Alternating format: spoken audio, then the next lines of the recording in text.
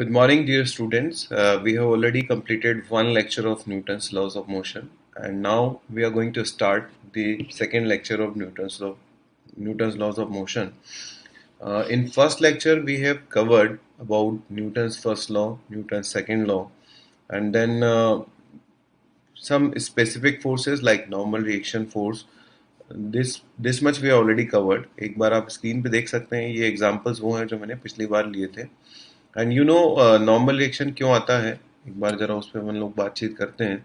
तो normal reaction इसलिए आता है क्योंकि जब मॉलिक्यूल्स को आप दबाते हो, आप दो सरफेसेस को एक दूसरे के साथ कांटेक्ट करवा करके उन सरफेसेस को अगेंस्ट ईच अदर प्रेस करवाते हो, तो उनके बीच में नॉर्मल रिएक्शन फोर्स डेवलप होता है. We have already discuss about this type of force.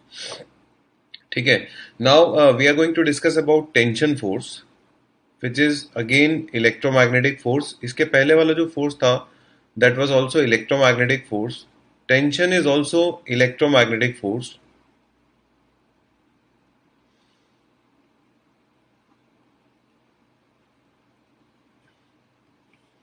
It also appears in action-reaction pairs. Appears in action-reaction pairs. And the main logic remains same. Logic क्या है कि जो मॉलिक्यूल्स हैं, उन molecules के बीच की जो डिस्टेंस है, जब तक वो एक मीन डिस्टेंस मेंटेन रहती है, तब तक उनके बीच में फोर्स जो है वो बैलेंस रहता है, जीरो रहता है, बेसिकली इक्विलिब्रियम रहता है, कुल मिला के आप ये कह सकते हैं. लेकिन अगर आप किसी तरह से उस डिस्टेंस को बढ़ाते हैं, जब आप नॉर्मल की बात कर रहे थे तो उस समय आपने वो डिस्टेंस कम करी थी. जब आप टेंशन की बात करते हैं तो आप उन मॉलिक्यूल्स के बीच की डिस्टेंस को बढ़ाते हैं, एंड जब आप उस डिस्टेंस को बढ़ाते हैं तो वो एक दूसरे को खींचते हैं, या ये कह सकते हैं उस बढ़ने का विरोध करते हैं. दे अपोज द चेंज. इसका मतलब टेंशन केवल उन्हीं रस्सियों में डेवलप हो सकती है जिन रस्सियों में इलास्टिसिटी होती है, भले थोड़ी सी इलास्टिसिटी क्यों ना हो. तो वो मॉलिक्यूल्स एक दूसरे को एक दूसरे की तरफ खींचते हैं, and that force is a tension force. तो ये हमेशा एक रस्सी में आता है, appears in string. Tension appears in a string tangential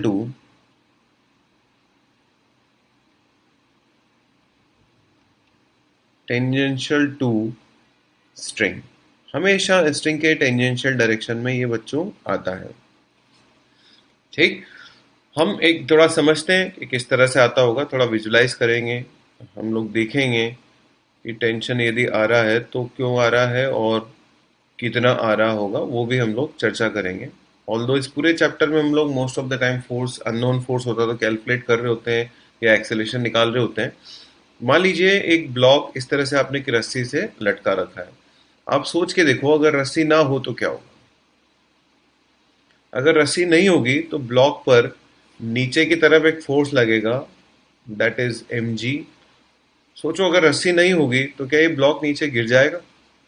तो आपका जवाब होगा yes. If there is no string then block is going to fall in downward direction with an acceleration g. लेकिन अगर रस्सी होगी और इस समय आपको ये इक्विलिब्रियम में टंगा हुआ दिखाई दे रहा है, तो रस्सी इसके ऊपर एक टेंशन फोर्स लगाएगी, और वो जो टेंशन फोर्स है वो इसको ऊपर की तरफ खींचेगा. तो क्या इस समय इस रस्सी की जो लेंथ है वो वही लेंथ है जो इसकी नेचुरल लेंथ है? नहीं. एक्चुअली इसकी जो लेंथ है, अगर नेचुरल लेंथ ln है, तो इस समय इसकी जो लेंथ है वो ln प्लस dl है. दिस चेंज इन लेंथ, जितना ज्यादा चेंज होता है इस लेंथ में, this change in length is responsible for tension.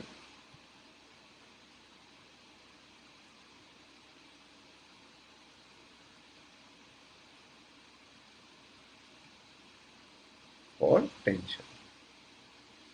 इसका मतलब जब तक आप रस्सी को खींचोगे नहीं, जब तक उसमें एक्सपांशन करोगे नहीं, तब तक टेंशन फोर्स नहीं आता. जैसे हम और एक दो छोटे एग्जांपल से देखते हैं. एक ब्लॉक बनाते हैं बच्चों यहाँ पर, ठीक है, और इस ब्लॉक का नाम है ए, और यहाँ पर एक दूसरा ब्लॉक बनाया मैंने, उस ब्लॉक का नाम है बी. दोनों ब्लॉक्स के बीच में एक रस्सी मैंने बांध दी और इसको वी वेलोसिटी से मैं खींचने लगा. इस समय अगर आपसे पूछा जाए कि टेंशन कितनी है, तो आप क्या जवाब देंगे? Versus this situation when the string was tight, tight का मतलब या तो उसकी लेंथ नेचुरल लेंथ के बराबर थी, अगर उसकी लेंथ नेचुरल लेंथ के बराबर थी तो उसमें टेंशन जीरो थी। लेकिन जैसे आप इस बॉडी को खींचना शुरू करोगे आगे की तरफ, वी वाली बॉडी को वी वेलोसिटी से, वैसे वो स्ट्रिंग जो है पूरी तरह से टाइट हो जाएगी। टाइट होने के बाद फिर वो पीछे वाले ऑब्जेक्ट को भी खींचने लगेगी। और एक मोमेंट की कल्पना करते हैं, imagine a situation when both the blocks are moving with same velocity V. So अब आप देखो ध्यान से, इस सिचुएशन में टेंशन कितनी है और इसके पहले वाली सिचुएशन में टेंशन कितनी थी। देखो बच्चों, यहाँ पे रस्सी स्लैग्ड है और कोई खिंचाव वाली स्थिति नहीं है, मतलब no body is pulling the string, the length is the natural length only, so tension will be zero here. But in the another situation when something is being pulled, ये देखो इसकी इनर्शिया की वजह से रोकने की कोशिश करेगा अपने आप को, और अगर जमीन पे फ्रिक्शन हुआ तो वो और रोकेगा। तो इस बार जो टेंशन है ना वो नॉट इक्वल टू जीरो। अगर आप इसको फोर्स लगा करके खींचते हैं तो टेंशन और बढ़ेगी, फोर्स और बढ़ाएंगे तो टेंशन और बढ़ेगी। आगे हम समझेंगे कि जब यहाँ पे हम कोई फोर्स लगाते हैं और फोर्स बढ़ाते जाते हैं, मान लीजिए फोर्स मैंने टाइम के साथ बढ़ाया और मैंने कोई इक्वेशन दे दी, force is equal to alpha t, तो आपसे क्वेश्चन में पूछा जाता है कि बताओ tension as a function of time कितना होगा। This will come later on, ये आगे आएगा। इसका मतलब क्या हम लोग यहाँ फोर्स बढ़ाते हैं तो यहाँ टेंशन बढ़ने का कारण क्या होता होगा, सोचो। तो आप ये इसमें दिमाग लगा सकते हो कि जैसे जैसे हम फोर्स बढ़ाते हैं वैसे वैसे इसको खींचने के लिए भी हमको फोर्स बढ़ाना पड़ता है। और क्योंकि इसका एक्सेलेरेशन बढ़ेगा, फोर्स बढ़ेगा, तो इसको ज़्यादा एक्सेलेरेट अगर कराना हुआ तो हमें ज़्यादा फोर्स चाहिए। और ज़्यादा फोर्स कब आएगा बच्चों, जब रस्सी ज़्यादा खींचेगी। इसका मतलब हर उस रस्सी में जिसमें खिंचाव होगा उसमें टेंशन डेवलप होगा। आप कुछ इस तरह के सिचुएशंस में मुझे टेंशन ड्रॉ करके दिखाइए। क्लास में होते तो मुझे दिखाते, पर अभी अपने आप को दिखाइए। ब्लॉक है और ये इस तरह से यहाँ पे ब्लॉक है और इस तरह से रस्सियां हैं। ये 90 डिग्री दे रखा है मैंने और ये वाला एंगल मैंने दे रखा अल्फा। आपको इन तीनों में टेंशन्स बतानी है, T1 T2 T3। आपको भी वैल्यू नहीं निकालनी, हालांकि इसका अगला स्टेप यही होगा, हम लोग इसकी वैल्यू कैलकुलेट करेंगे। फिलहाल आप सिर्फ टेंशन के को ड्रॉ करके बताओ। Show all tension forces.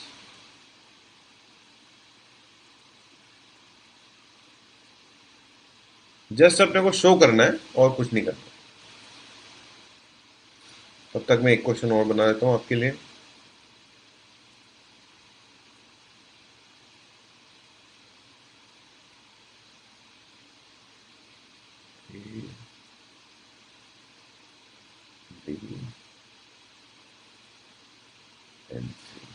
There are three blocks. This block is being pulled by a force F. Again, repeat the question basically. Show all tension forces.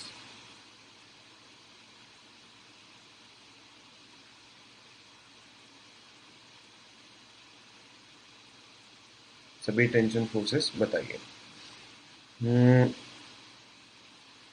पुली से बहुत फैसिनेटेड होते हैं बच्चे। बच्चों को जैसे पुली नजर आती है उनको लगता है हाँ यार अब असली फिजिक्स पढ़ रहे हैं हम लोग, है ना। तो यू हैव अ पुली, और वो जो पुली है वो हमने कहीं छत से टांगी हुई है, लाइक दिस।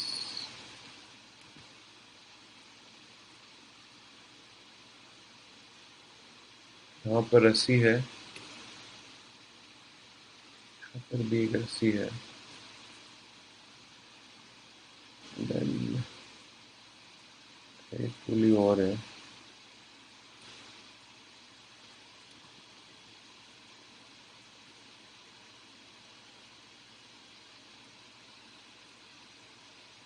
पे भी रस्सियाँ हैं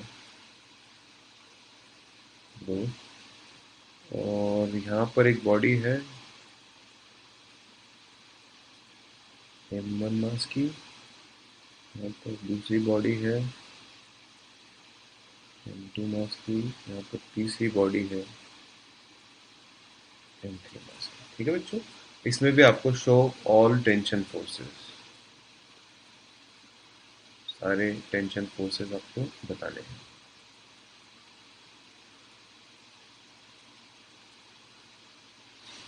तो सबसे पहले हम ऊपर वाले की बात करते हैं, है ना। मैं दूसरे कलर के मार्कर का इस्तेमाल करता हूँ इसमें। देखो बच्चों, हम लोगों को क्या करना है, जहां जहां भी रस्सी है, जहां जहां भी आपको लगता है खींची हुई ना, उन सब जगहों पे टेंशन बतानी होती है। तो एक टेंशन तो यहाँ होगी T3, यहाँ पर टेंशन होगी T3। ये रस्सी भी खींची होगी, तो ये रस्सी खींची होगी तो ये उस वाले हिस्से को अपनी तरफ खींचेगी, वो इसको अपनी तरफ खींचेगा। यहाँ पर आएगा T2, यहाँ पर आएगा T1 और यहाँ पर आएगा T1। अगर मैं आपको थोड़ा सा और क्लियर करके दिखाऊं, तो जो जंक्शन है, उस जंक्शन पे जो फोर्सेस लग रहे हैं, T2 इधर लग रहा होगा, T1 फोर्स इधर लग रहा होगा, T3 फोर्स नीचे लग रहा होगा, और T3 फोर्स उस ब्लॉक के ऊपर ऊपर लग रहा होगा, और ब्लॉक के ऊपर जो mg है वो नीचे लग रहा होगा।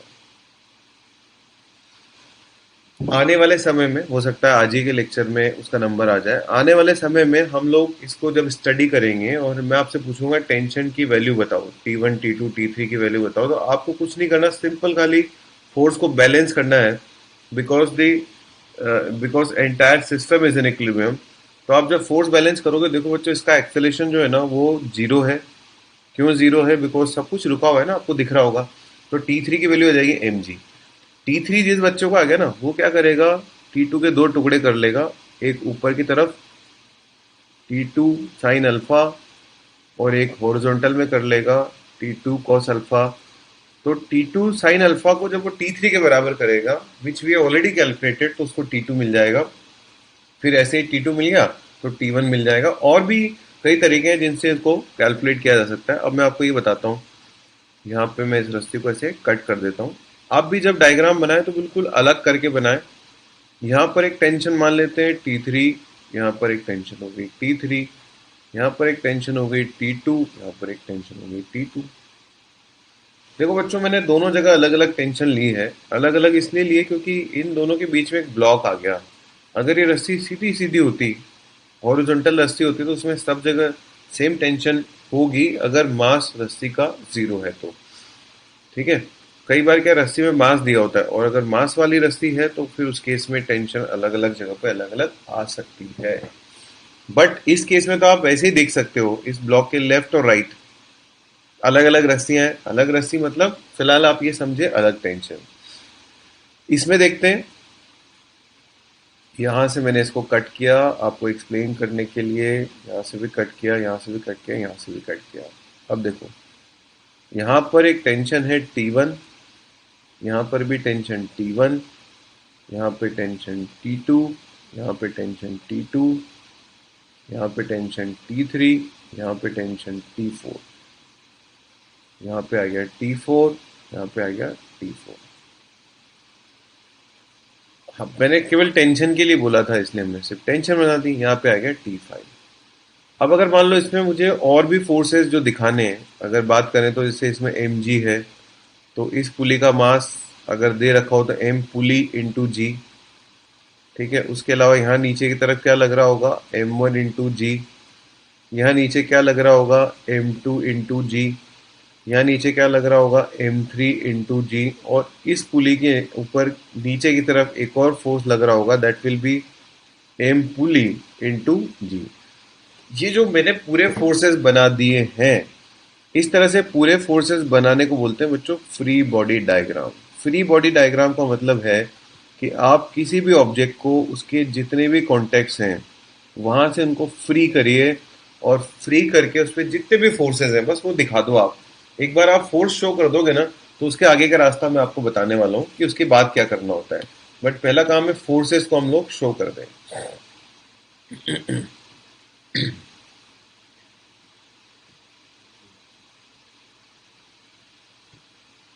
कुछ पेजेस और ऐड कर लेते हैं,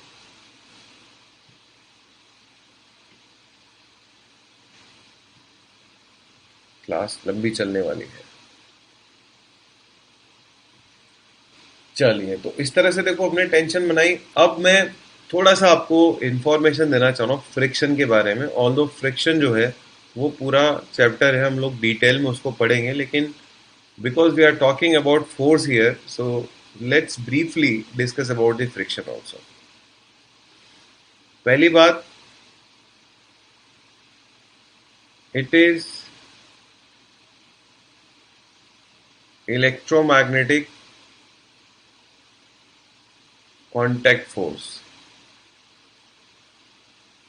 It is electromagnetic contact force.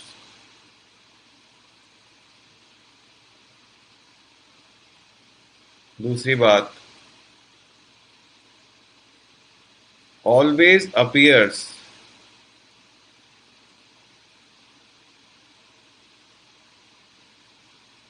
in action reaction pair। वो तो ऑब्वियस सी बात है, सारे real forces action reaction forces के पेयर में ही आते हैं। तीसरी बात, ये बेसिकली फ्रिक्शन का मुख्य कारण है, इसको आप नोट कर सकते हैं। Whenever there is relative motion,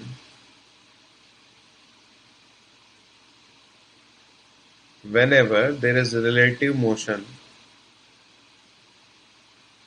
or tendency of relative motion, whenever there is relative motion or tendency of relative motion,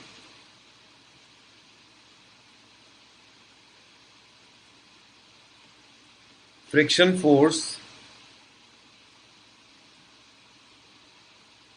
acts between them, acts between contact surfaces।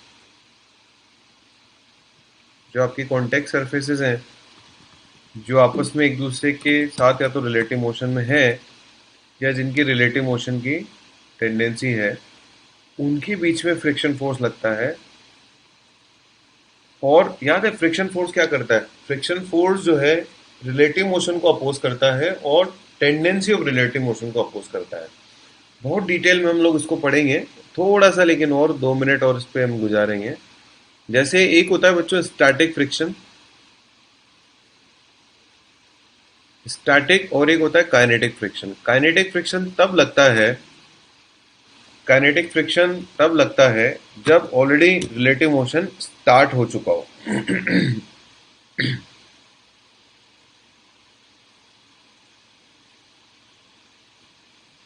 ठीक है, ये तब लगता है when there is always already relative motion, when there is already relative motion between two objects।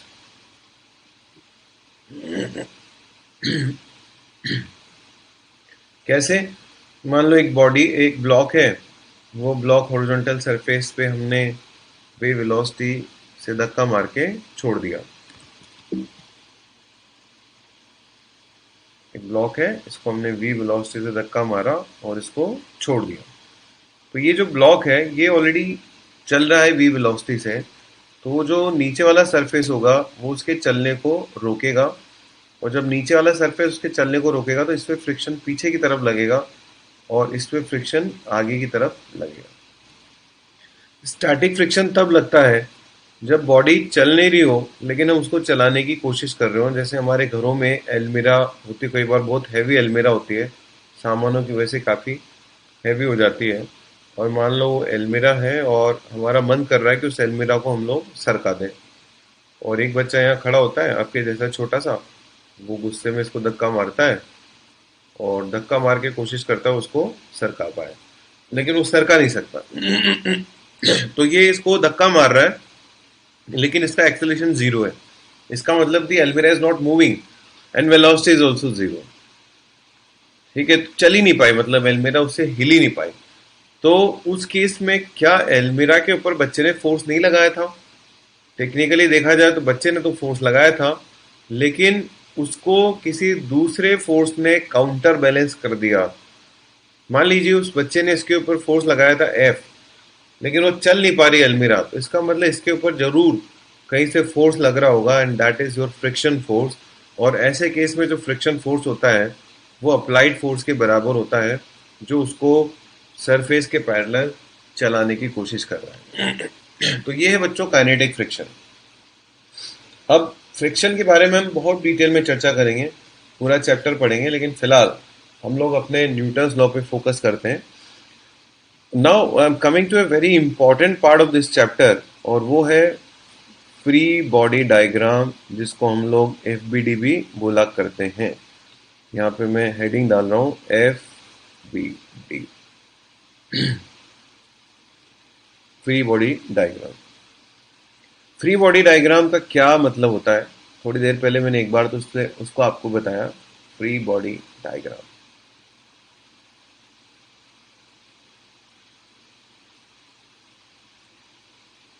मान लीजिए मुझे Newton's law लगाना है और मुझे किसी एक ऑब्जेक्ट पे न्यूटन्स लॉ लगाना है, और अगर मुझे सिर्फ एक ऑब्जेक्ट पे न्यूटन्स लॉ लगाना होगा तो मुझे क्या दुनिया जहान के फोर्सेस से मतलब होगा या सिर्फ उस बॉडी के फोर्स से मतलब होगा?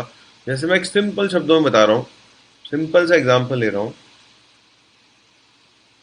हम लोगों के पास एक ब्लॉक है और वो ब्लॉक दो ब्लॉक से बीच में सैंडविच है।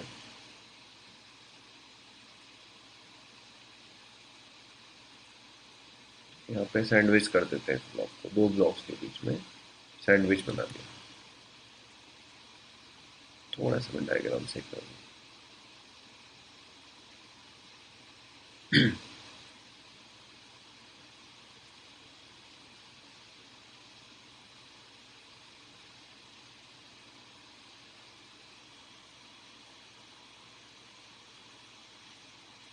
ये देखिए, मेरे पास क्या है कि तीन ब्लॉक हो गए भी। एक ब्लॉक जो ये बीच वाला है, ये क्या दोनों के बीच में सैंडविच हो गया। इधर इसकी बाउंड्री है यहाँ पे। इस ब्लॉक का नाम है ए, इस ब्लॉक का नाम है बी, इस ब्लॉक का नाम है सी। इस ब्लॉक को मैं धक्का दे करके F1 फोर्स लगा करके इधर धक्का मार रहा हूँ, और इस ब्लॉक को F2 फोर्स लगा करके मैं धक्का मार रहा हूँ। अब मान लीजिए मुझे ओनली बी के ऊपर न्यूटन्स लगा रहा हूँ। Think about B only. तो यदि आप सिर्फ बी के बारे में सोचेंगे तो आप क्या देखेंगे कि बी के जो कॉन्टेक्ट है वो कहाँ कहाँ पर है। तो पहली बात, बी का कॉन्टेक्ट लेफ्ट साइड में ए से है, तो यहाँ पर एक नॉर्मल एक्शन लग रहा होगा N on B due to A. फिर बी का कॉन्टेक्ट इधर भी है, एक नॉर्मल एक्शन यहाँ से भी लग रहा होगा N on B due to C. ठीक है बच्चों, और बताओ यही कॉन्टेक्ट है एक ग्राउंड से भी ना, एक और लग रहा होगा N on B due to ground. और फिर एक लास्ट फोर्स बचा, वो है ग्रेविटी। इसको बोलते हैं free body diagram of B, FBD of B, FBD of B. आपने क्या किया, बी के जितने भी फोर्सेस हैं ईमानदारी से सारे फोर्सेस शो कर दिए। Now if I want to make free body diagram of A, चलो ए की बनाते हैं हम। समझाने के लिए मैं थोड़ा सा इसको डायग्राम को मैंने बड़ा बना दिया, कोई बच्चा ही नहीं सोचे कि सर ऊपर से नीचे आते आते बड़ा कैसे हो गया block. So this is your block ए। अगर आप देखें तो ए के ऊपर कौन कौन से फोर्सेस लग रहे हैं, एक तो वो जो आपने बाहर से लगाया था, दूसरा फोर्स वो जो बी लगाएगा ए पर, उसके अलावा एक नॉर्मल एक्शन जो ग्राउंड से लगेगा ए के ऊपर, और उसके अलावा उसका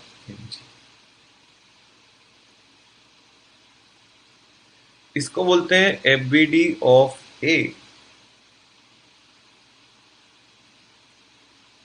इसको बोलते हैं FBD ऑफ बी। ऐसे कैसे आप सी का FBD बना सकते हैं?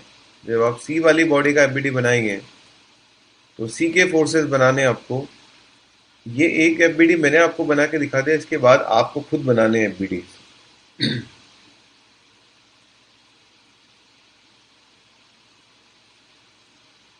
There is a normal reaction from B, N on C due to B, then the force F2 which you are applying, then the normal action on C from ground, and the mg weight, m3 into g।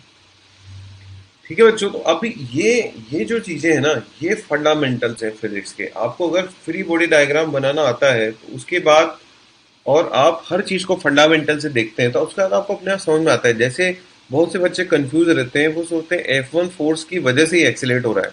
यदि मैं आपसे पूछूं कि which force is responsible for acceleration of B, तो उसका जवाब होगा normals. इनसे एक्सेलरेट हो रहा है, इससे नहीं हो रहा। हालांकि बैकग्राउंड में उनके पीछे का कारण ये थे कि अगर F1 F2 नहीं लगे तो फिर ये नॉर्मल्स भी नहीं आएंगे।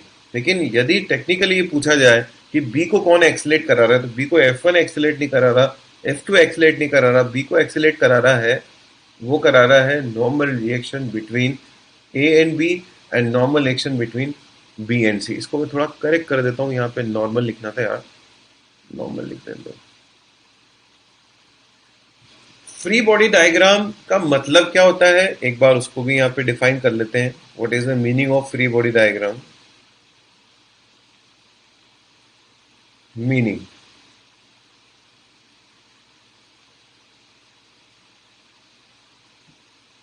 Schematic representation of, schematic representation of, और स्कीमेटिक और डायग्रामिक दोनों ही चलेंगे।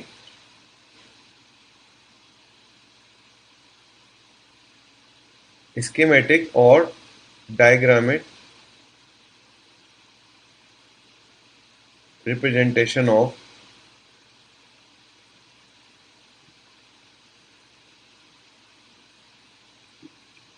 all the contact, all the contact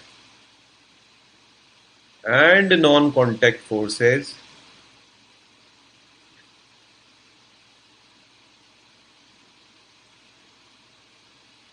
of an object oblique system. System का मतलब होता है, हम लोग कई बार दो या दो से ज्यादा ऑब्जेक्ट्स का एक साथ फ्री बॉडी डायग्राम बना लेते हैं। तो यदि सिस्टम का आप फ्री बॉडी डायग्राम बना रहे हैं तो उस केस में आपको सिस्टम पे फोर्स दिखाने होंगे, और अगर आप एक ऑब्जेक्ट का फ्री बॉडी डायग्राम बना रहे हैं तो फिर आपको एक ऑब्जेक्ट पे फोर्सेस दिखाने होंगे। तो ये होता है बच्चों, और इसकी स्टेप्स बड़ी आसान है। जैसे अगर कोई बच्चा कंफ्यूज हो रहा है, उसको लग रहा है यार मैं कहाँ से शुरू करूँ, तो मैं शुरू करने की टेक्निक बताता हूँ। Step one, step number one, detach from all contact surfaces, detach from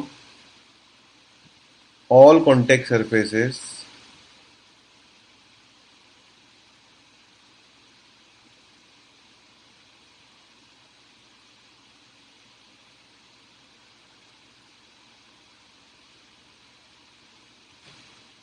second, show all contact forces, show all contact forces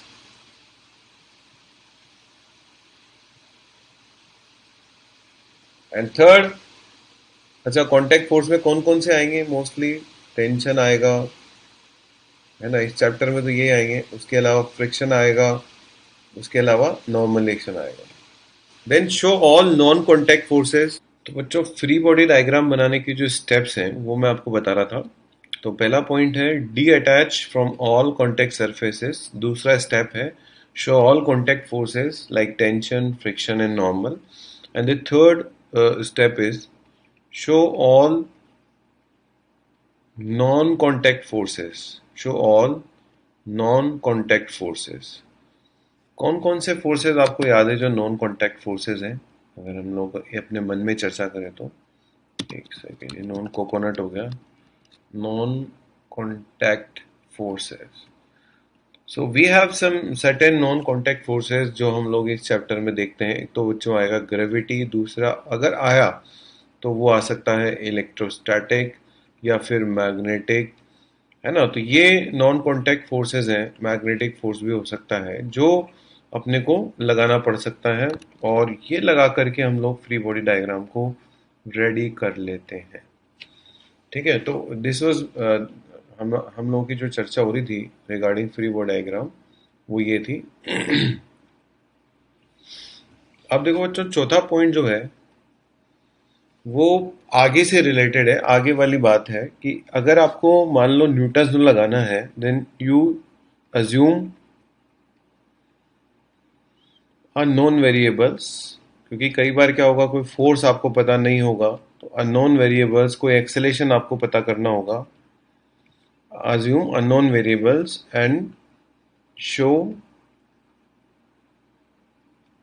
with a free body diagram. ये सॉल्व करने के लिहाज से, जैसे मान लो मैंने आपसे कहा कि एक बॉडी है, उस पर कोई फोर्स लगा हुआ है, उसका एक्सेलेरेशन बताओ, तो आपने फ्री बॉडी डायग्राम तो बना लिया.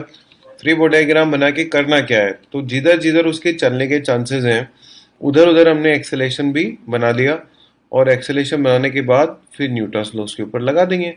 और न्यूटन्स लॉ लगाते ही अपना पूरा काम सॉल्व हो जाएगा. जो भी अननोन होंगे वो हमारे सामने होंगे, हम इजीली उनको सॉल्व कर पाएंगे. तो जैसे ये सिचुएशन देखिए, there is a cylinder which is placed on a wedge like this. Just a moment. I have a facility to make a complete circle, so let me use that facility. तो ये circle हो गया. ये जो पूरा veg है ये एक सरफेस पे रखा हुआ है इस तरह से, and all the surfaces are smooth. But यहाँ पर क्या, एक रस्सी हमने बांधी हुई है, देयर इज अ स्ट्रिंग.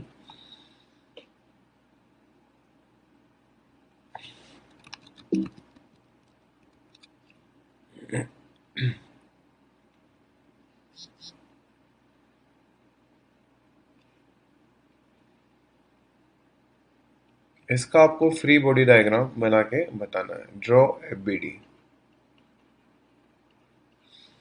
इसका बनाते हैं, और बनाते हैं बहुत सारे एफबीडीज प्रैक्टिस करने के लिए.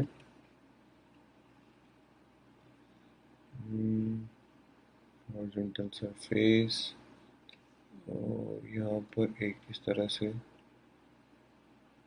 रॉड है.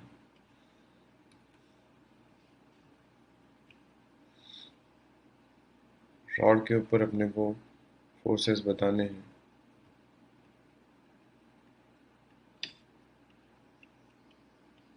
दोनों सरफेसेस ये रफ, सब ये ऑल स्मूथ, इसमें सभी सरफेसेस स्मूथ है, और इसमें ये रफ सरफेसेस है. रफ. इसका मास m ले सकते हो आप, इसका मास आप m1 ले सकते हो, इसका मास m2 ले सकते हो. इन दोनों का एफबीडी बनाना है. तीसरा सिचुएशन,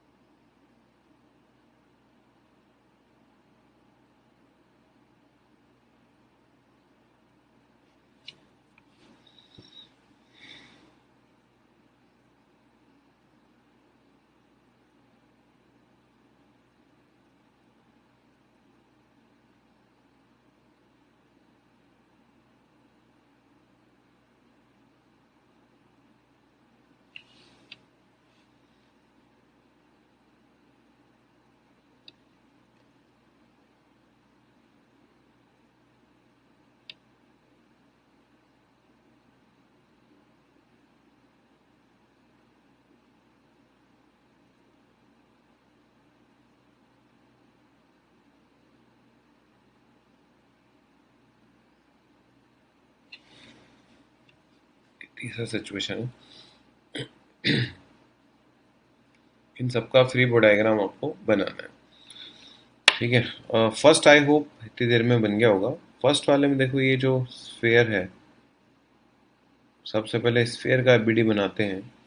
इस स्फेयर पे किधर किधर फोर्स लग रहे होंगे. एक लग रहा होगा इसके ऊपर m2g, क्योंकि सरफेस स्मूथ था इसलिए फ्रिक्शन लगेगा नहीं, सिर्फ मैंने नॉर्मल रिएक्शन इसके ऊपर लगाया है n1. ठीक. अब वेज की बात करते हैं.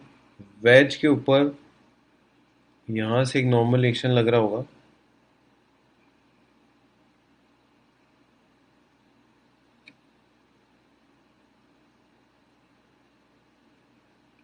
n1.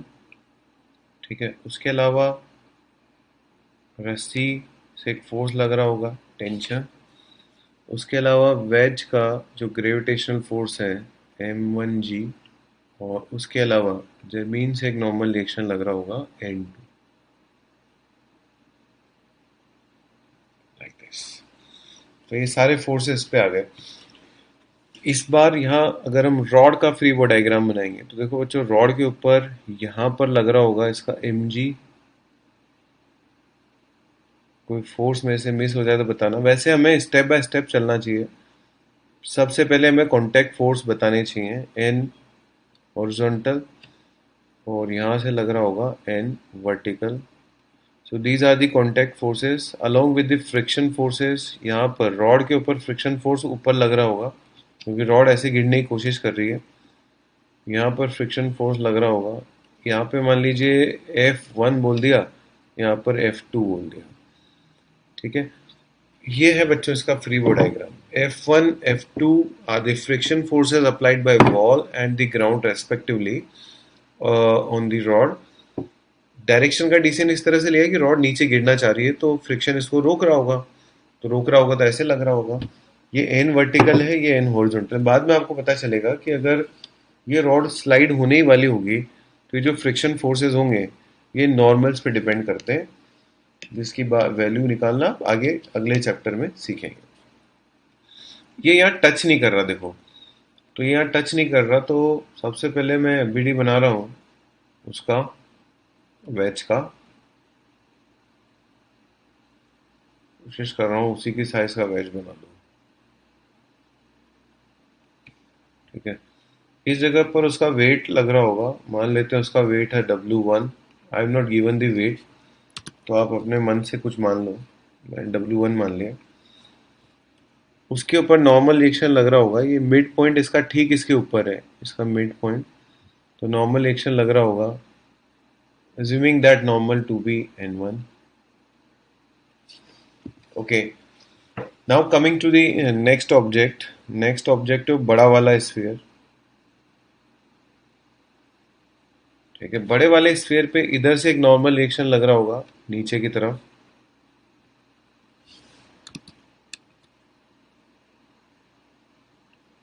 That is normal applied by that wedge. फिर ग्राउंड से लग रहा होगा n2।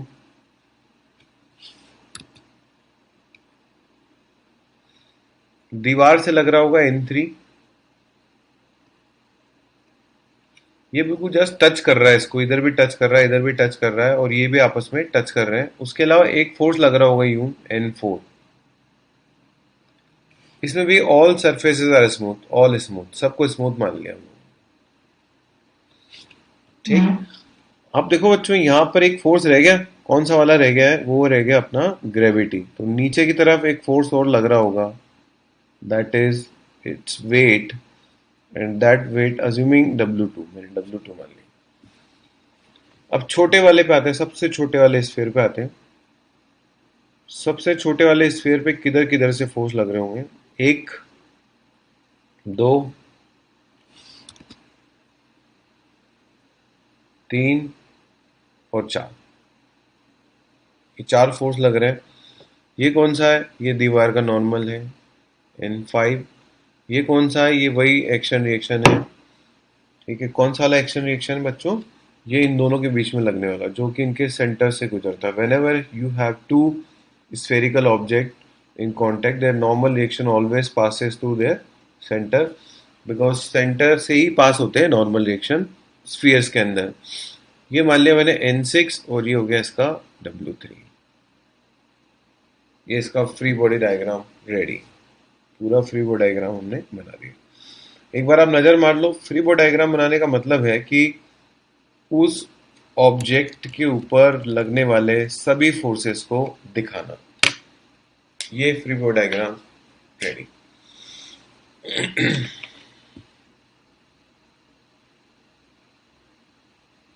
मान लीजिए एक रस्सी है, उस रस्सी पे बहुत सारे मंकीज हैं।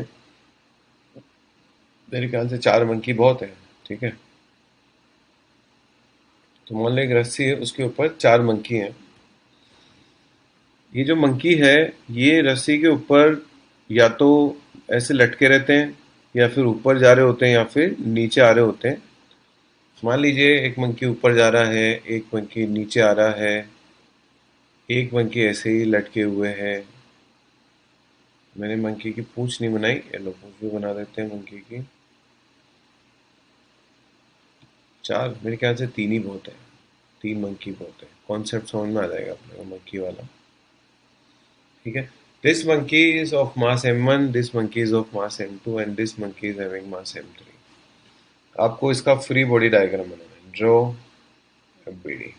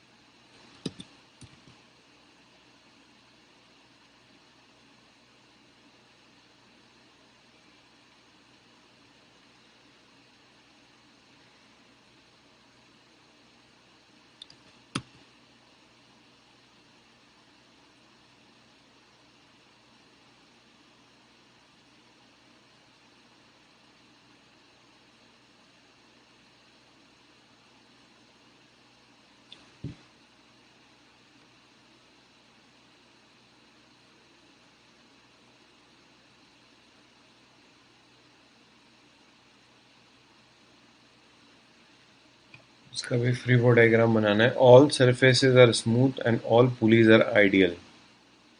आपको मैं थोड़ा सा पुली के बारे में विजुलाइज करा देता हूँ। हो सकता है आप लोगों ने कभी कुएं के ऊपर एक पुली सिस्टम होता है वो देखा हो। पुली बेसिकली इस तरह से होती है, उसमें डिस्क नुमा होती है पुली, उसमें बीच में थोड़ा सा ग्रूव होता है। उस ग्रूव में मोस्टली रस्सी फंसा दी जाती है, और रस्सी उस ग्रूव के ऊपर स्लाइड करती है। दो चीज़ें हो सकती है, कई बार पुली भी घूमती है, कई बार पुली नहीं घूमती। क्योंकि अगर मान लो आपने यहाँ से कोई रस्सी फंसा रखी है, and if there is no friction, तो केवल रस्सी चलती है, पुली नहीं चलती। तो पुली जो है ना, वो देखने में डिस्क जैसी लगती है। डायग्राम इतना अच्छा नहीं बना, तो मैं दोबारा बनाता हूँ आपके लिए। पुली को फील करना बहुत जरूरी है।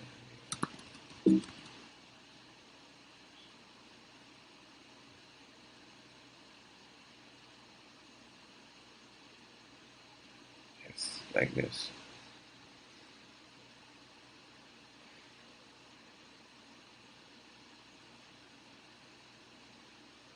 इसके बीच में सॉलिड पार्ट होता है।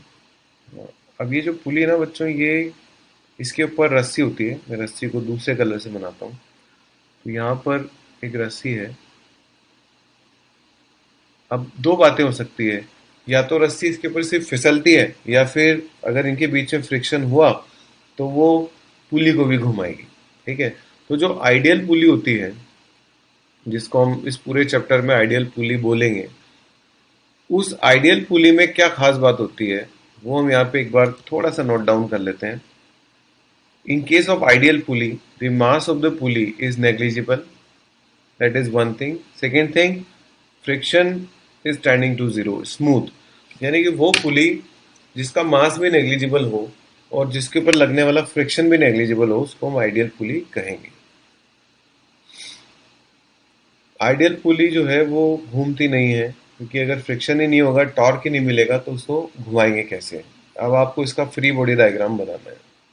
पहले मंकीज का बनाएंगे और फिर इसका बनाएंगे। मंकीज वाले केस में तो मैं आपको ऐसे एक्सप्लेन कर दूं, अगर आप मंकी के हाथ में जो थोड़ी थोड़ी रस्सी है उसको मंकी का पार्टी मान लें, क्योंकि रस्सी तो मासलेस है, तो यहाँ पे एक टेंशन दिखेगी, यहाँ पे एक टेंशन दिखेगी T2, और यहाँ पे दिखेगा M1G। हमने क्या किया, ये जो यहाँ से आते की थोड़ी सी रस्सी है ना, इसको मंकी के हाथ में पकड़ा दिया, क्योंकि रस्सी का मास वैसे भी नेग्लिजिबल माना जाता है। यहाँ पर टेंशन लगेगा T2, यहाँ पर टेंशन लगेगा T3, और यहाँ पे फोर्स लग रहा होगा M2G।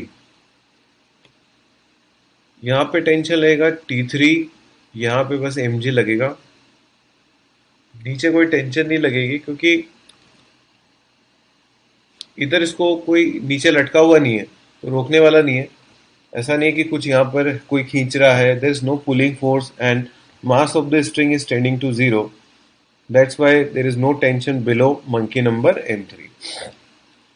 इसका बीडी बनाते हैं, देखो बच्चों, यहाँ पे एक टेंशन लग रही होगी T, यहाँ पर भी वही टेंशन T, यहाँ पर भी वही टेंशन T, यहाँ पर भी वही टेंशन T, यहाँ पर T, और यहाँ पर भी T, यहाँ पर भी T। अब देखो मैंने इस बार सारी टेंशन सेम मान ली। In a massless string,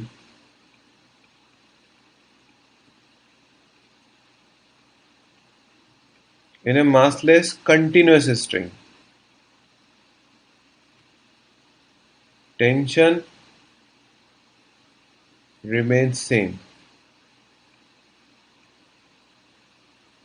if it passes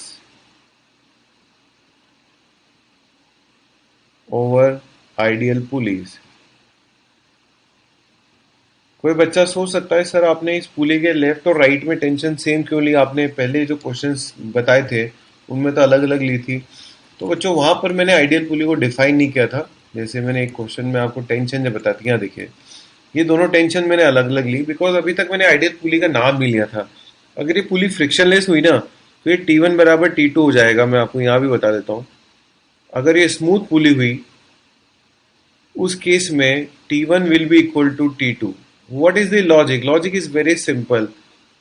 pulley is not going to rotate if it is frictionless, और अगर पुली रोटेट नहीं होगी, इसका मतलब उसके सेंटर के अबाउट जो टॉर्क आना चाहिए that should be zero. Torque आप पढ़ोगे आगे आने वाले चैप्टर्स में, पर अभी फिलहाल आप ये देख सकते हो T2 इसको घुमाना चाह रहा है, और ये T1 भी घुमाना चाह रहा है। अगर T2 बड़ा हुआ तो ये पुली क्लॉकवाइज घूम जाएगी, अगर T1 बड़ा हुआ तो पुली एंटी क्लॉकवाइज घूम जाएगी, और T1 T2 दोनों बराबर हुए तो पुली नहीं घूमेगी। तो आज के बाद आप इसका इस्तेमाल कर सकते हैं, जब भी आपको लगे, जब भी आपको गिवन हो कि pulleys are ideal and string is massless, तो आप इस तरह से सब जगह सेम टेंशन बता सकते हो, ये रिटेंशन, ये रिटेंशन। अच्छा, इसके ऊपर नॉर्मल एक्शन लग रहा होगा और नीचे लग रहा होगा इसका वेट, इसके ऊपर भी नॉर्मल एक्शन लग रहा होगा और नीचे लग रहा होगा इसका वेट। ठीक है, यहाँ पे टेंशन बता दी मैंने, यहाँ पे टेंशन बता दी, यहाँ पे टेंशन। अगर कोई तुमसे फर्स्ट वाली बॉडी के ऊपर न्यूटन्स लॉ पूछे, तो राइट साइड में फोर्स लग रहा है F, सॉरी लेफ्ट साइड में लग रहा है F, राइट साइड में लग रहा है 3T, और अगर इसका मास मैंने मान लिया M2, तो M2 इंटू A2, इसका एक्सेलरेशन मान लेते हैं A2, तो ये हो गया इसका न्यूटन्स लॉ। आगे पढ़ेंगे इसको, बट मैं आपको जस्ट बता रहा हूँ कि न्यूटन्स लॉ का मतलब क्या होता है, net force is equal to mass into acceleration, एक बॉडी के ऊपर जब न्यूटन्स लॉ लगाते हैं।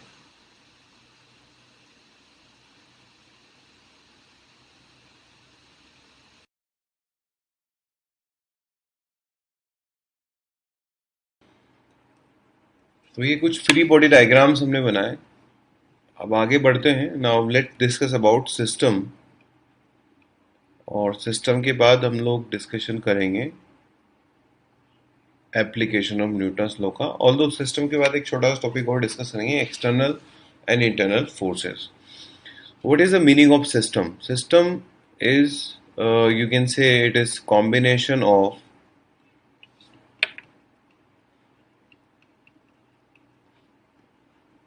two or more than two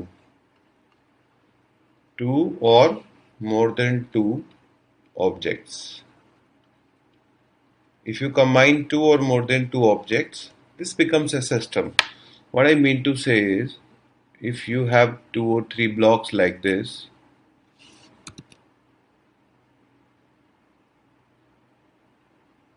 ये M1 मास का एक ब्लॉक, इसके नीचे M2 मास का एक ब्लॉक और उसके नीचे M3 मास का एक block, and this is a system M1, M2 and M3. Okay, ये किसी सरफेस पर ऐसे पड़े हुए हैं, रखे हुए हैं. अगर आपसे मैं कहता हूं कि आप M1 और M2 का एक सिस्टम ले लो, ठीक है, और उसका फ्री बॉडी डायग्राम बनाओ, तो एक सिस्टम जो है, जब आप सिस्टम का फ्री बॉडी डायग्राम बनाते हैं तो आपको सिस्टम की जो इंटरनल फोर्सेस है वो नहीं दिखाने होते. Why? Because sum of all the internal forces is zero, क्योंकि हर एक फोर्स एक्शन रिएक्शन की फॉर्म में आता है. तो आप M1 और M2 के सिस्टम का फ्री बॉडी डायग्राम बना रहे हैं तो आपको केवल एक नॉर्मल एक्शन दिखाना है. यहाँ पर वो नॉर्मल एक्शन होगा बिटवीन 2 and 3, ठीक है. यहाँ पर नॉर्मल एक्शन बनेगा N3 ड्यू टू N2 और यहाँ पर M3G, और यहाँ पर आप एक साथ फोर्स बता सकते हैं M1 plus M2 into G. ठीक है. क्या यहाँ पर फोर्स नहीं था? यहाँ पर एक नॉर्मल एक्शन था, लेकिन हमने वो नॉर्मल एक्शन नहीं बताया. यहाँ पर एक नॉर्मल और बताना है, normal action on 3 due to ground, right. तो सिस्टम की बात हम करते क्यों हैं? कभी कभार हम लोगों को क्या है, इंटरनल फोर्सेस से मतलब नहीं होता, हमको निकालने ही नहीं होते. तो फिर हम क्या करते हैं, सीधा जैसे मान लीजिए मुझे 2 और 3 के बीच में नॉर्मल एक्शन निकालना होता है, तो मैं 1 और 2 का एक सिस्टम मान लूंगा. 1 और 2 का जब मैं सिस्टम मानूंगा तो उससे मुझे ये फायदा मिलेगा कि whatever force are being applied by 1 on 2, क्योंकि यहाँ पर तो एक ही है, नॉर्मल रिएक्शन है. फ्यूचर में जब आप अगला चैप्टर पढ़ोगे तो फ्रिक्शन भी होगा. कोई भी तरह के फोर्सेस जो आपस में कोई भी सिस्टम लगाता है, सिस्टम के मॉलिक्यूल्स एक दूसरे पर लगाते हैं, उन सब का जो रिजल्टेंट है ना, वो जीरो आता है.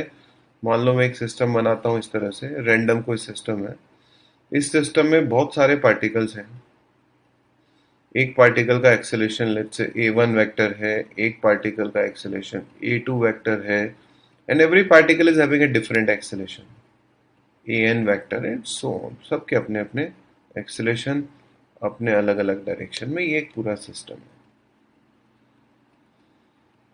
Now force experience by particle number 1, मान लो M1 मास का है, तो उसको हम ऐसे बोल सकते हैं M1 A1 vector, Newton law लगाया हमने. ये जो फोर्स है इसमें दो तरह के फोर्सेस हैं. F1 इंटरनल, इंटरनल मतलब सिस्टम के पार्टिकल्स वाले, और F1 एक्सटर्नल. F1 पर एक्सटर्नल फोर्स और F1 पर इंटरनल फोर्स. पहली बात तो एक्सटर्नल और इंटरनल हम लोग डिफाइन कर लेते हैं. एक्सटर्नल और इंटरनल.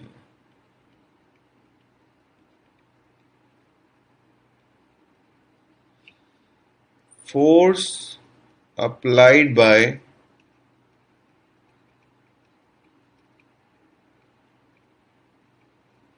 objects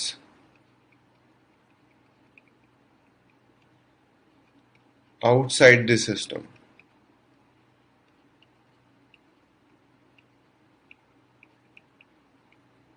ये है force applied by objects which are inside the system. Inside the system. तो इसमें देखो, जब मैंने F1 पे फोर्स लिखा तो मुझे पता नहीं कौन कौन से फोर्सेज हो सकता है, कुछ एक्सटर्नल फोर्स हो, कुछ इंटरनल फोर्स हो. तो F1 के सारे फोर्स आ गए इसमें, इंटरनल भी आ गया, एक्सटर्नल भी आ गया. Similarly I can write F2 vector is equal to M2 A2 vector. अब इसमें भी दो कैटेगरी होगी, एक हो जाएगा F2 इंटरनल और एक हो जाएगा F2 external. Similarly, I can write forces for all the particles, every particle, 3, 4 and so on. और मैं ऐसे इस तरह की एक पूरी सीरीज बना लूँगा और मान लीजिए उसमें n पार्टिकल्स हैं तो Fn वेक्टर इसके अंदर आएगा Fn internal and Fn external and this will be equal to Mn An vector. ठीक, अब मैं सारे फोर्सेस को जोड़ रहा हूँ। जब मैं सारे फोर्सेस को जोड़ूंगा तो एक तरफ आएगा सिग्मा एफ आई इंटरनल और एक दूसरी टर्म आएगी sigma F i external and this should be equal to sigma m i a i vector. देखो बच्चों, जो इसमें फायदा मेरे को मिलता है ये मिलता है कि जब आप पूरे सिस्टम पर न्यूटन्स लॉ लगाते हो तो ये जो रिजल्टेंट है ये जीरो हो जाता है and you have to write only sigma f external and that will be equal to your sigma mi ai vector. You are not supposed to write any force which is being applied by constituent of this system. Resultant of those forces will be zero. ये सब कौन से forces हैं? ये सब वो forces है जो इंटरनल फोर्स है। इसका आपको एक छोटा सा एग्जांपल मैं यहाँ बता रहा हूँ, हालांकि इसके बहुत सारे एग्जांपल्स हम आगे करेंगे। हमने अपनी शीट में इसका एक पूरा सेक्शन रख रखा है और मैं आपको जस्ट एक इन्फॉर्मेशन के लिए एक क्वेश्चन यहाँ पे करवा रहा हूँ ताकि आपको समझ में आए कि सिस्टम का मतलब क्या होता है। हमने जो मंकीज वाला क्वेश्चन किया था, मान लीजिए यहाँ पर एक मंकी है, एक मंकी यहाँ पर है और एक मंकी यहाँ पर है, 3 मंकी हैं। अब मान लो ये वाला जो मंकी है इसका मास है 10 kg। Monkey number 2 is having mass 5 kg. Monkey number 3 is having mass 7 kg. तीनों अलग अलग मास के मंकी हैं। ठीक है, कोई भी मंकी एक्सेलेटेड नहीं है, इसका एक्सेलेशन 0 है। सारे मंकी जो है ना वो रुके हुए हैं। एक्सेलेशन वाला क्वेश्चन हम बाद में करेंगे। मान लो मैं आपसे पूछता हूँ कि मंकी नंबर 1 और मंकी नंबर 2 के बीच में यहाँ पर टेंशन बताइए, और एक बार पूछता हूँ कि यहाँ पर टेंशन बताइए। ये 2 टेंशन्स में आपसे पूछता हूँ तो आप जनरली इसका पूरा फ्री बॉडी डायग्राम बनाते हैं।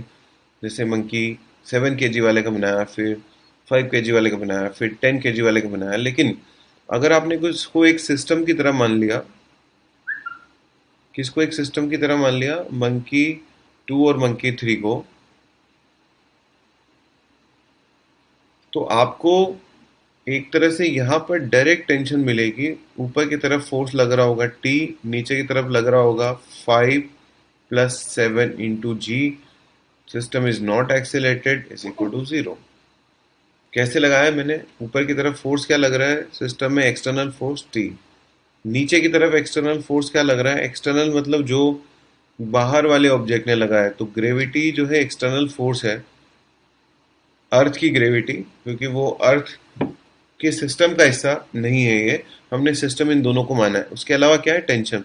क्या यहाँ पर टेंशन नहीं थी? यहाँ पर टेंशन थी, लेकिन हमको बनानी नहीं पड़ी। इसलिए नहीं बनानी पड़ी बिकॉज सिस्टम के इंटरनल फोर्सेस को हम लिख भी देंगे तो उनका रिजल्टेंट जो है वो 0 आएगा। अगर मान लो आपको सीधा वहां टेंशन चाहिए ऊपर,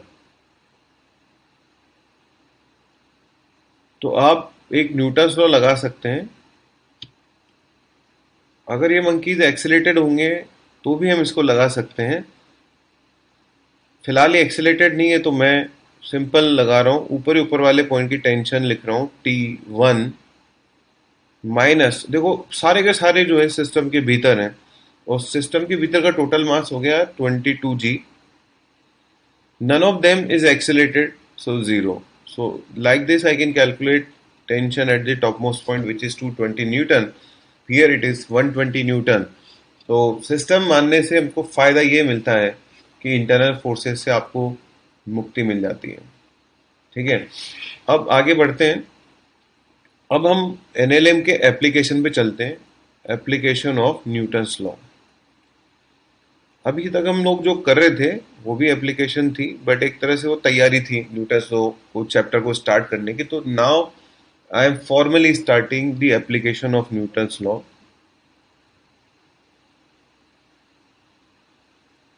इसमें हम सारे रूल्स का इस्तेमाल करते हैं. Newton second law, Newton first law तो क्या थ्योरेटिकल है, हालांकि कई बार लॉजिक्स में उसका इस्तेमाल हम लोग करते हैं. न्यूटन थर्ड लॉ को तो हम बहुत इस्तेमाल करते हैं. ठीक है, इसमें सबसे पहला टाइप हम लोग स्टडी करने जा रहे हैं, object oblique system in equilibrium. Equilibrium का मतलब है बच्चों ट्रांसलेशनल इक्विलिब्रियम. जब ट्रांसलेशनल इक्विलिब्रियम होता है तो उस ऑब्जेक्ट का जो एक्सेलेरेशन है वो जीरो होता है. So first of all I am talking about objects which are in equilibrium. Equilibrium वाले जो क्वेश्चन है वो कैसे करते हैं उसकी मैं आपको कुछ स्टेप्स लिखा रहा हूँ. पहली step, draw a BD.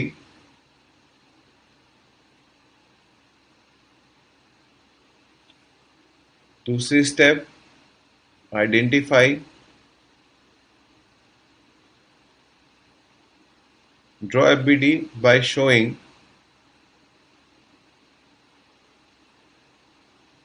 all known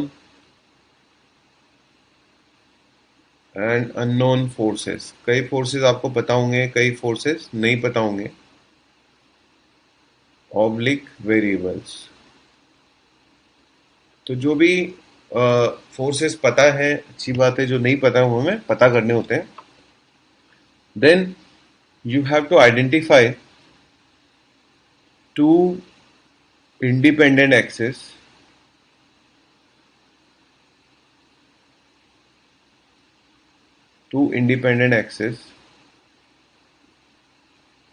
then you have to apply NLM.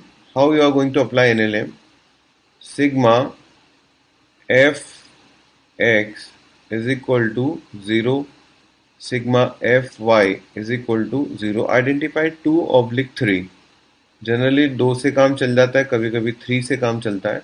Independent axis and sigma F z is equal to 0. Apply for object और सिस्टम एज पर रिक्वायरमेंट. ये थोड़ी प्रैक्टिस से आपको समझ में आ जाएगा कि कितनी इक्वेशंस में ये क्वेश्चन सॉल्व होगा, कितनी हमको आवश्यकता है.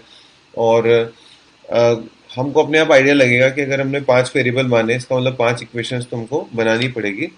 तो अननोन निकालना वो फिर एक बार मैथमेटिक्स आ जाता है, एक तरह से आप मैथ्स कर रहे हो तो उसके अंदर, लेकिन आपको सबसे पहले आइडेंटिफाई करना होता है कि अननोन होंगे कौन कौन से इसमें.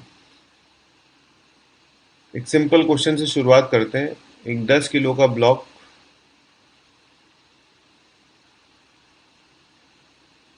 उसके नीचे एक 20 किलो का ब्लॉक है.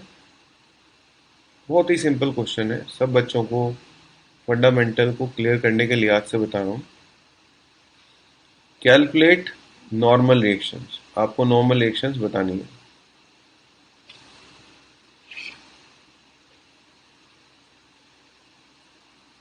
आप जब तक इसको सॉल्व करिए मैं आपके लिए एक क्वेश्चन और रेडी करता हूँ.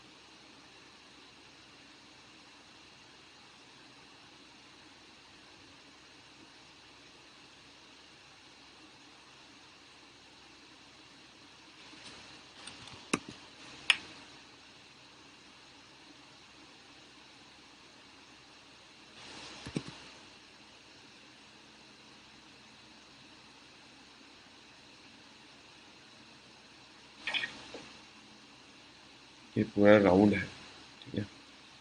और एक यहाँ रख देते हैं.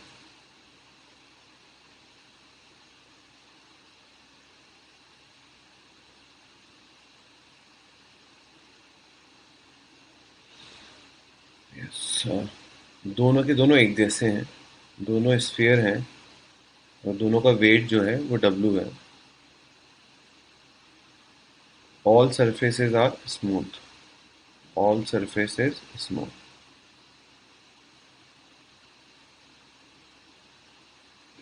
ठीक, यहाँ से लेकर यहाँ तक की डिस्टेंस ये 10 सेंटीमीटर है। ठीक है, 10 सेंटीमीटर है। और चलो इसको 16 सेंटीमीटर कर लेते हैं। यहाँ से लेकर यहाँ तक की जो डिस्टेंस है वो 16 सेंटीमीटर है। और इसकी जो रेडियस है हर एक की वो 5 सेंटीमीटर है।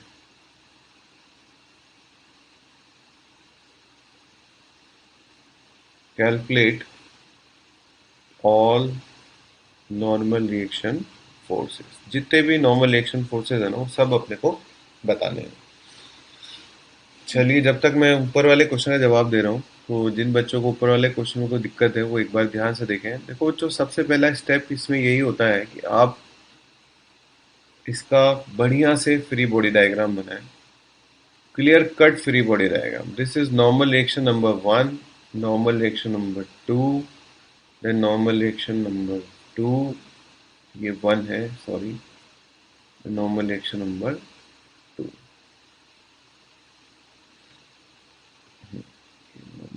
Number 1 action reaction. Okay, then इसका वेट, कितना वेट है इसका, 100 न्यूटन। मैंने जी की वैल्यू 10 ले ली। इसका वेट कितना है, 200 न्यूटन। ठीक है, अब आपको पहला स्टेप रेडी हो गया, ड्रॉ फ्री बॉडी डायग्राम बना दिया। तो म्यूचुअली परपेंडिकुलर एक्सिस 2 या 3 जितने की आपको जरूरत है। तो इसमें दिख रहा है केवल हमें वाई एक्सिस की जरूरत है और उसमें सिग्मा एफ बराबर 0। तो ऊपर की तरफ का force N1 minus 100 is equal to 0।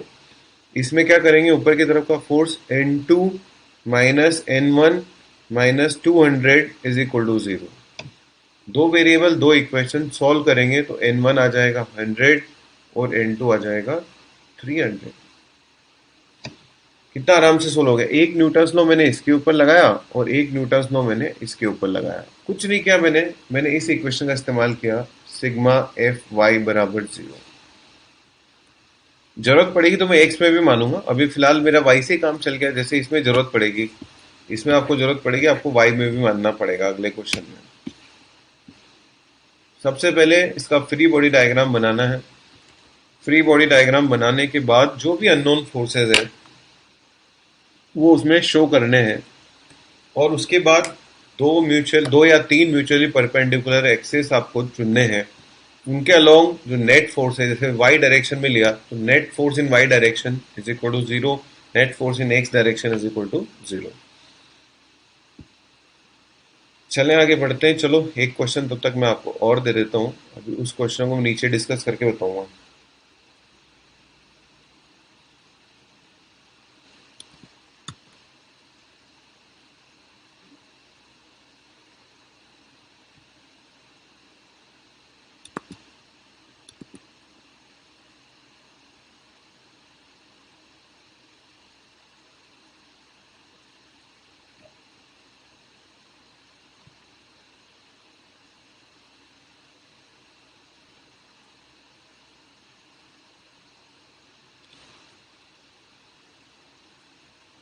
This angle is alpha, यहाँ की टेंशन है T1, यहाँ की टेंशन है T2, यहाँ की टेंशन है T3।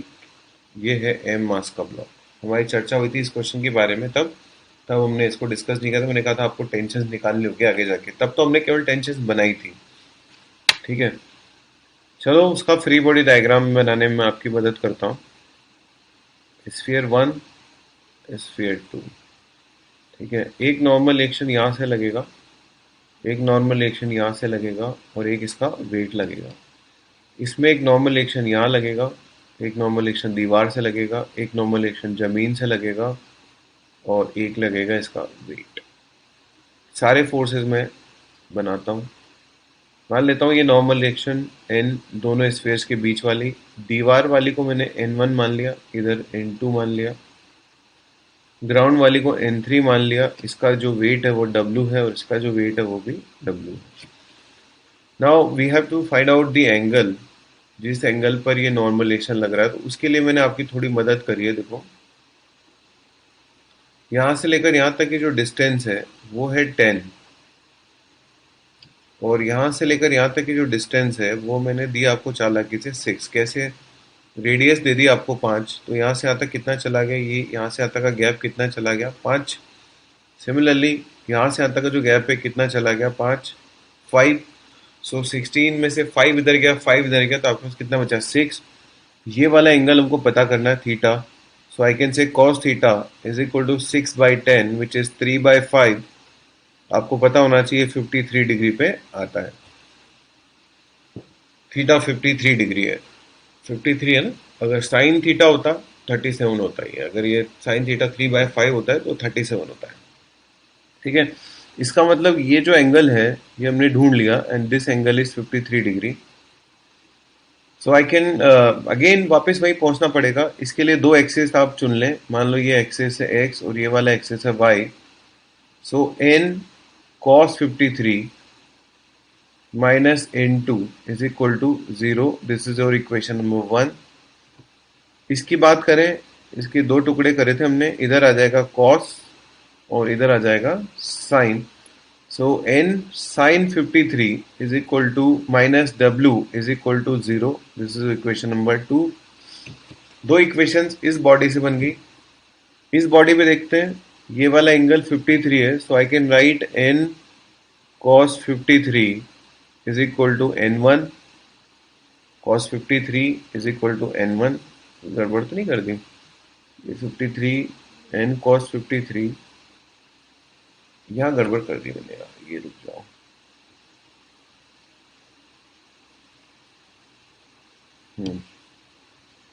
ये होगा बच्चों 3/5, ये होगा 4/5। n cos 53 इज 3/5, तो ये हो गया n into 4/5।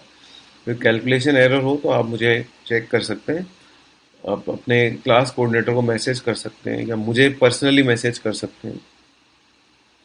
n sin 53 is equal to, sorry, n sin 53 plus weight, just मैं क्लियरली लिखता हूँ, n sin 53 आएगा बच्चों नीचे, उसमें वेट और जुड़ेगा, is equal to n3। Equation number 3 and equation number 4। अब हमारी शुरुआत होती है यहाँ से, जहाँ से हमें वेरिएबल मिलना चालू होते हैं। n की वैल्यू पता चल गई मुझे, 5w divide by 4, normal action between the two spheres. n की वैल्यू को यहाँ रखूंगा तो n2 पता लग जाएगा, n2 is equal to 3w/4, यहाँ से मिला मुझे। n2 पता चल गया, n1 भी पता चल जाएगा, n1 इज ऑल्सो 3w/4। आप चेक कर सकते हैं। आप ये भी देख सकते हैं कि अगर हम इस सिस्टम को देखते, पूरे सिस्टम को, तो हॉरिजॉन्टल में नेट फोर्स 0 है, तो ये जो n2 और ये जो n1 है ना, ये बराबर आने चाहिए। n2 was applied by right wall, n1 was applied by left wall, and because there is no horizontal acceleration in any of the particle of the system, so n2 minus n1 must be 0। तो ये चीज तो अपन लोग ऐसे देख के भी बता सकते थे, लेकिन इक्वेशन से भी ईमानदारी से निकल गया। Now n3 will be equal to w plus n। what is n? 5w/4 sin 53। what is sin 53? 4/5, so it will be equal to 2w। मैं आपको इसको भी डायरेक्ट निकाल के बता सकता था। अगर हम इस पूरे सिस्टम को देखते, इस पूरे सिस्टम पर वर्टिकल डायरेक्शन में, पूरे सिस्टम मतलब दोनों बॉल्स का सिस्टम, दोनों बॉल्स के सिस्टम को आप देखते तो इस पे वर्टिकल डायरेक्शन में एक ही फोर्स लग रहा है, n3 एक्सटर्नल, वर्टिकल में एक्सटर्नल, बाकी सब इंटरनल है।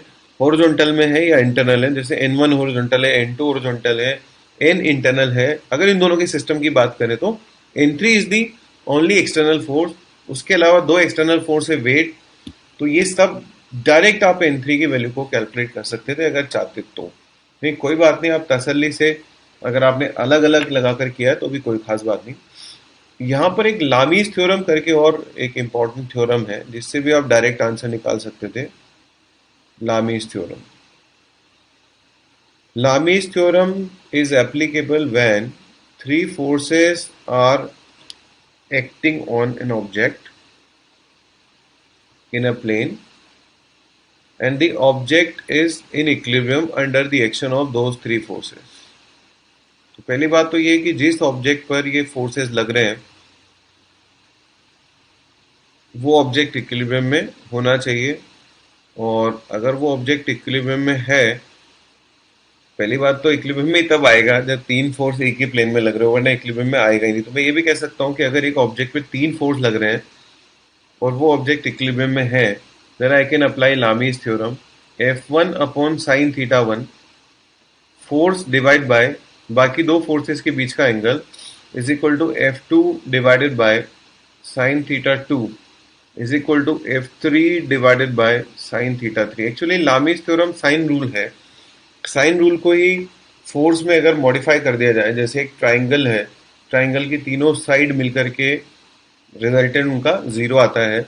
आप साइन रूल जब लगाते हो तो लिखते हो sine A divided by small a is the length of side, is equal to sine B divide by small b is equal to sine C divide by small c. यहाँ पर वो A B C के बजाय कौन आ गए? Forces आ गए। Actually ये तीनों फोर्सेस मिलकर के जो रिजल्टेंट जीरो आ रहा है ना, वो आप ये कह सकते हो कि ये तीनों मिलके भी एक ट्राइंगल बना रहे थे इस तरह से। तो ये थोड़ा सा अगर रिसर्च करते ना तो पता चल जाता अपने आप। ये आपका F2 था, ये आपका F1 था और ये आपका F3 था, और इन तीनों का रिजल्टेंट जीरो था। तो ये असल में देखा जाए तो साइन रूल का मॉडिफाइड वर्जन है। इस ऑब्जेक्ट पे मैं लामीज थ्योरम डायरेक्ट लगा सकता था। इस पे मैं आपको यहाँ बताता हूँ लगा के।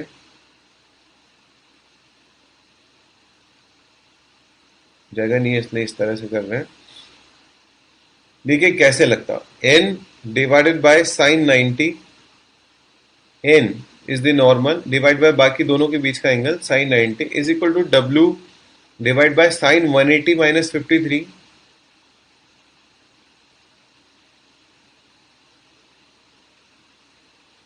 One eighty minus 53 is equal to n2 divided by यहां से यहां तक ये है sine 90 plus 53, n2 divide by sine 90 plus 53, sine 90 plus 53। इससे आपको देखो क्या फायदा मिला, आप सीधा n निकाल पाए इन दोनों इक्वेशन से और फिर सीधा n2 निकाल पाए। कभी n और n2 का रेशियो निकालना हो तो वो भी डायरेक्ट मिल जाएगा आपको। तो लामीज थ्योरम काफी यूजफुल है। जैसे इस क्वेश्चन में तो डायरेक्ट आप आंसर्स निकाल सकते हैं। इधर नीचे की तरफ क्या लग रहा होगा? mg, और यहाँ पे टेंशन T1 है और यहाँ पे टेंशन क्या है बच्चों? T2। We can see that T1 is equal to mg direct यहाँ से। कैसे? T1 ऊपर mg नीचे, T1 minus mg is equal to 0। Now I can apply Lami's theorem here. T3 divide by बाकी दो के बीच का angle sine 90 plus alpha is equal to T2 divided by sine 90, ठीक है, is equal to T1 divide by ये वाला angle sine 180 minus alpha. Solve करेंगे। T3 मेरे को ऑलरेडी पता था, किसके बराबर है T3? mg के। तो मेरे को T1 पता लग गया, mg sine alpha divide by cos alpha. कैसे पता लगा? देखो ये mg हो गया, ये इधर जाएगा साइन अल्फा बन जाएगा, नीचे sine 90 plus alpha is cos alpha. Similarly I can find out T2 is equal to mg divided by cos alpha direct. लेकिन क्या इसी क्वेश्चन को और तरीके से नहीं कर सकते थे? इसी क्वेश्चन को हम एक और तरीके से कर सकते थे। हम लोग पूरा सबका फ्री बॉडी डायग्राम बनाते, इधर T3 T2 इधर T3 इधर T1, जो कि एक्चुअली हम ऑलरेडी प्रूव कर चुके हैं mg के बराबर है। If this angle is alpha I could have written T2 cos alpha minus T3 is equal to 0, then T2 sin alpha is equal to mg. So T2 is equal to mg divided by sin alpha and T3 is equal to mg cos alpha divide by sine alpha. उल्टा पुल्टा तो नहीं आगे, एक बार जरा check करें। T2, एक minute. T1, T1 कौन सा था? T1 तो मुझे पता ही था। ओहो, मैंने क्या गड़बड़ कर दी यार। ये T3 की जगह यहाँ पे सही करते हैं। T1 was mg, not T3, calculation error. तो यहाँ से मैं T3 निकालूंगा। T1 तो मुझे पता है, T3 और T2 निकलेंगे। थोड़ा सा करेक्शन है, कर लेते हैं, कोई बात नहीं। T2 तो सही था वैसे मोस्टली। हम्म तो T3 आएगा बच्चों, ये हो जाएगा mg cos alpha divide by sine alpha. And T2 यहाँ से आएगा, T2 आएगा mg divide by sine alpha. Right, यहाँ पे क्या था? T2 mg by sine alpha, T3 mg cos alpha divide by sine alpha. Perfect. इस तरह से आप इक्विलिब्रियम के क्वेश्चंस कर सकते हैं। चलिए चलते चलते एक छोटा सा क्वेश्चन और करते हैं, बाकी क्वेश्चंस अगले टर्न पे करेंगे। एक ऑब्जेक्ट है यहाँ पर, तरह से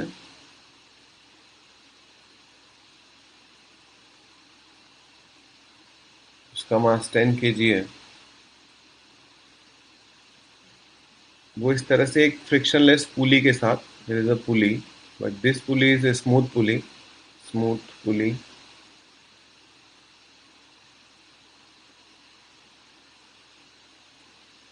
वो इसके साथ यहाँ पर एक ब्लॉक की मदद से बांधा गया है, and the mass of the block is 5 kg। इस तरफ एक रस्सी और है, और इस तरफ जो रस्सी है वो एक जगह फिक्स करी गई है। स्मूथ सरफेसेस हैं ये सब स्मूथ सरफेस है। ठीक है, पुली जो है वो स्मूथ है, लेकिन मास of the pulley is 5 kg। पुली का मास आपको दे रखा है 5 kg। ठीक है, स्ट्रिंग इज मासलेस। मासलेस का मतलब आप समझ सकते हैं कि नेग्लिजिबल मास वाली स्ट्रिंग है। You have to calculate this tension and this tension. तीनों टेंशन आपको बतानी है। सबसे पहला काम होना चाहिए अच्छे से फ्री बॉडी डायग्राम बनाना। दूसरा काम होना चाहिए फिर सेलेक्ट करना कि हम लोग न्यूटन्स लॉ कौन कौन सी डायरेक्शन में लगाने वाले हैं। और फिर तीसरा काम होना चाहिए उनको यूज करना, और अननोन जो वेरिएबल्स हैं उनको निकालना। आप लोग करिए, मैं अपनी तैयारी करके रखता हूँ।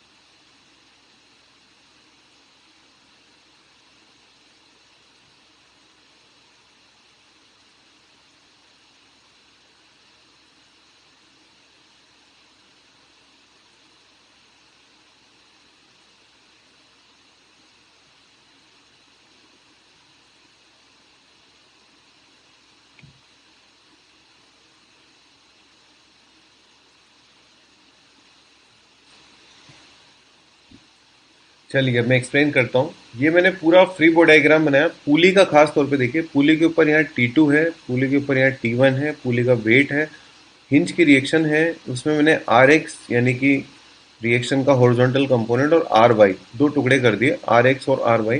This is reaction force applied by hinge, क्योंकि हिंज ने उस पुली को रोक के रखा हुआ है। अदरवाइज आपका T1 T2 और 50 न्यूटन जो कि उसका ग्रेविटी है वो मिलकर के पुली को चला देता, देयर इज नो फ्रिक्शन। अब यहाँ पर एक इंपॉर्टेंट चीज है, पुली घूम नहीं रही, इसलिए T1 बराबर T2 आइडियल पुली है, तो याद रखिएगा आइडियल से मतलब फ्रिक्शनलेस पुली है। तो इसका मतलब ये है पुली घूम नहीं रही, वैसे तो यहाँ कोई नहीं घूम रहा, ठीक है, पर फ्रिक्शनलेस पुली है, इसलिए उस रस्सी में जो टेंशन है ना वो हर जगह सेम होती है। क्योंकि अगर फ्रिक्शन होता ना तो वो रस्सी के टेंजेंशियल डायरेक्शन में को फोर्स लगा देता। एक्चुअली आप रस्सी को देखोगे तो इस तरह से वो T1 T2 और पुली यहाँ पे टच कर रही है उसको ऐसे। तो अगर इसमें इधर चलने की मान लो टेंडेंसी है, राइट साइड में चलने नीचे चलने की टेंडेंसी, तो फ्रिक्शन उसको रोकता। उधर चलने की टेंडेंसी तो फ्रिक्शन रोकता, पर फ्रिक्शन है ही नहीं, तो T1 will be equal to T2। This is you are going to use, this relation you are going to use. और आज के बाद याद भी रखें, वैसे मैंने दोबारा बोल रहा हूँ, if you have a continuous light string which is passing over a smooth pulley, then tension will remain same everywhere in that string। तो T1 मिल गया बच्चों अपने को। T1 मिलते ही एक तरह से अपने को T2 भी मिल गया, तो T1 बराबर 50 बराबर T2 बराबर RX, ठीक है। एक तरह से मुझे RY भी मिल गया, RY मिल गया 100। यहाँ से T1 T2 पहले ही साबित हो चुके हैं, फिर यहाँ से RY T3 मिल गया, T3 is also equal to T2। सारे फोर्सेस मिल गए, नॉर्मल तो यहीं से मिल ही गया था। अब आपसे कोई पूछे पुली के ऊपर नेट फोर्स बताओ या पुली के ऊपर हिंज का फोर्स बताओ, तो पुली के ऊपर हिंज का जो फोर्स है ना बच्चों RX, वो तो आपने निकाला 50 के बराबर है। RY जो आपने निकाला वो 100 के बराबर है। इसका मतलब पुली पर हिंज ने जो नेट फोर्स लगाया that will be square root of 50 square plus 100 square. This will be the net force experienced by the hinge, net force applied by the hinge on the pulley। तो अब कुछ questions हैं जो आप अपनी sheet में कर सकते हैं। एक्सरसाइज 1 के फर्स्ट पार्ट में आप लोग कर सकते हैं सेक्शन ए और बी, ठीक है। सेकंड पार्ट में भी आप कर सकते हैं section A and section B. C section के सवाल भी आप लोग ट्राई कर सकते हैं, बट उसमें कुछ क्वेश्चंस ऐसे हैं जो एक्सेलेटेड ऑब्जेक्ट के हैं, आपको आ जाए बहुत अच्छी बात है, क्योंकि जो एक्सेलेटेड ऑब्जेक्ट होते हैं उनमें सिग्मा एफ एक्स जीरो नहीं आएगा, उनमें सिग्मा एफ एक्स आएगा m इंटू ए एक्स, सिग्मा एफ वाई आएगा m इंटू ए वाई। इसके बारे में अगले टर्न पे पढ़ेंगे, लेकिन फिर भी आप एक बार कोशिश कर सकते हैं। उसके अलावा कुछ क्वेश्चंस मैं आपको और दूंगा। You have to solve the DPP sequence, DPPs in the sequence which are already doing. तो जो भी डीपीपी आपका सीक्वेंस में आता है उसको आप सॉल्व करें। अगले टर्न पे हम लोग सीखेंगे कि एक्सेलेटेड ऑब्जेक्ट्स के लिए न्यूटन्स लॉ को किस तरह से लगाया जाता है। Till then good luck, enjoy, thank you.